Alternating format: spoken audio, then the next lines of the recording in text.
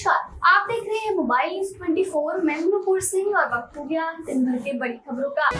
बांग्लादेश में मोहम्मद यूनुस अंतरिम सरकार के मुखिया बने रहेंगे। उनके सलाहकार ने इस्तीफे की अफवाहों का खंडन किया है। सलाहकार वहीदुद्दीन महमूद ने स्पष्ट किया कि कोई पद नहीं छोड़ रहा है और उन्हें सौंपी गई जिम्मेदारी महत्वपूर्ण है। मन की बात कार्यक्रम के 122वें एपिसोड में पीएम मोदी ने ऑपरेशन सिंदूर से लेकर दंतेवाड़ा और महाराष्ट्र के छोटे से गांव का जिक्र किया। पीएम मोदी ने ऑपरेशन सिंदूर की सफलता के बाद भारतीय सेना की तारीफ की और पाकिस्तान और पीओके में तबाह किए गए आतंकी ठिकानों की तस्वीरें भी दिखाई। देश में एक बार फिर से कोविड-19 के केस बढ़ रहे हैं। कोविड के नए वेरिएंट NB181 और LF7 की एंट्री से लोगों में दहशत है। इसी बीच कर्नाटक की राजधानी बेंगलुरु में कोविड-19 से पहली मौत होने की जानकारी सामने आई है। राष्ट्रीय स्वयंसेवक संघ के प्रमुख मोहन भागवत ने राष्ट्रीय सुरक्षा पर जोर देते हुए कहा कि भारत के पास शक्तिशाली होने के सिवा कोई विकल्प नहीं है। उन्होंने हिंदू समाज की एकता को भारत की सुरक्षा की गारंटी बताया। कांग्रेस सांसद शशि थरूर ने अमेरिका में कहा कि जैसा कि आप जानते हैं, मैं सरकार के लिए काम नहीं करता, मैं विपक्षी नेता हूं। साथ ही उन्होंने बताया कि हमने कार्रवाई के लिए रात का वक्त इसलिए चुना ताकि किसी निर्दोष नागरिक को क्षति न पहुंचे। बहरीन में प्रमुख हस्तियों से बातचीत के दौरान असुद्दीन ओवैसी ने कहा कि इन आतंकवादी संगठनों ने भारत में निर्दोष लोगों की हत्या को उचित ठहराया है और उन्होंने कुरान की आयतों को गलत संदर्भ में इस्तेमाल किया है। हमें इसे खत्म करना होगा। साथ ही डेमोक्रेटिक प्रोग्रेसिव आजाद पार्टी के अध्यक्ष गुलाम नबी आजाद ने आतंकवाद से निपटने के लिए अंतर्राष्ट्रीय समर्थन की मांग की। प्रधानमंत्री नरेंद्र मोदी ने मन की बात के 122वें एपिसोड में उत्तर प्रदेश के युवाओं की जमकर तारीफ। पीएम मोदी ने खेल के मैदान से लेकर शहद उत्पादन तक में यूपी की तारीफ की।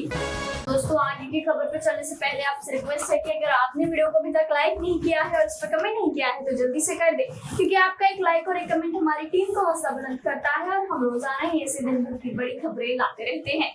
राजद के बड़े नेता और लालू यादव के पुत्र तेज प्रताप यादव को बड़ा झटका लगा है। उन्हें 6 साल के लिए पार्टी से निष्कासित कर दिया गया है। राजद सुप्रीमो लालू यादव ने एक्स पर पोस्ट कर इस बात की जानकारी दी है। हरियाणा के मंत्री अनिल विज ने कहा कि पंजाब की आम आदमी पार्टी के विधायक रमन अरोड़ा का भ्रष्टाचार के आरोप में गिरफ्तार होना कोई असामान्य बात नहीं है। लोकसभा स्पीकर ओम बिरला झारखंड पहुंचे। यहाँ की पावन धरती पर पहुंचते ही ओम बिरला सबसे पहले बिरसा चौक पहुंचे, जहां उन्होंने बिरसा मुंडा की प्रतिमा पर श्रद्धा सुमन अर्पित की। साथ ही बिरसा मुंडा संग्रहालय की खूब सराहना करते हुए कहा, यह राष्ट्र के लिए भगवान बिरसा मुंडा के बलिदान को दर्शाता है। उत्तराखंड के मुख्यमंत्री पुष्कर सिंह धामी ने प्रधानमंत्री नरेंद्र मोदी की अध्यक्षता में मुख्यमंत्री परिषद की बैठक में भाग लिया। उन्होंने उत्तराखंड में लागू समान नागरिक संहिता पर प्रस्तुतिकरण दिया और बताया कि इसे लागू करने के लिए एक मजबूत सिस्टम बनाया गया है। ऑल इंडिया इमाम ऑर्गेनाइजेशन के चीफ इमाम डॉक्टर उमर अहमद इलियासी ने ग्वालियर में आतंकवाद और आतंकियों से जुड़े फतवे का ऐलान किया। उन्होंने कहा कि भारत में मारे गए किसी भी आतंकी के लिए जनाजे की नमाज नहीं होगी और उसे भारतीय जमीन में दफनाने की अनुमति नहीं मिलेगी। हिमाचल पथ परिवहन निगम अब लंबी दूरी के रूटों पर ई बसों का संचालन करेगा। इसके लिए 30 नई ई बसें खरीदे जा रही हैं, जो एक बार चार्ज होने पर 250 से 300 किलोमीटर तक चल सकती हैं। कांग्रेस सांसद शशि थरूर ने कहा कि पहलगाम हमले के बाद भारत ने आतंकवाद के खिलाफ नया मानदंड स्थापित किया है। उन्होंने पाकिस्तान को साफ संदेश दिया कि सीमा पार आतंकी हमलों की कोई माफी नहीं होगी। महाराष्ट्र के पूर्व मंत्री और शिवसेना उद्धव गुट के नेता आदित्य ठाकरे ने राज्यसभा सांसद रामचंद्र जामरा के विवादित बयान को लेकर कहा कि बीजेपी की जो मानसिकता है, जो वह छुपाना चाहते थे, वह बाहर आ गया है। राजस्थान में नए सत्र के दौरान नई शिक्षा नीति 6वीं और 5वीं तक के पाठ्यक्रम में बदलाव के लिए शिक्षा विभाग ने प्रस्ताव भेजा है, जिसे मंजूरी मिल गई। जल्द ही 32 लाख विद्यार्थियों की 18 किताबें बदलेंगी, जिसमें नए सत्र के लिए 5.76 करोड़ से नई छपेंगी।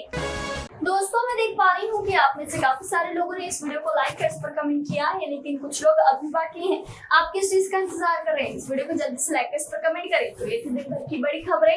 ऐसी ही खबरों में बने रहने के लिए चैनल को सब्सक्राइब करें, वीडियो को लाइक करें और ज्यादा से ज्यादा शेयर करें, ताकि आप और आपके जानने वाले रह सके देश और दुनिया की तमाम खबरों से अपडेट।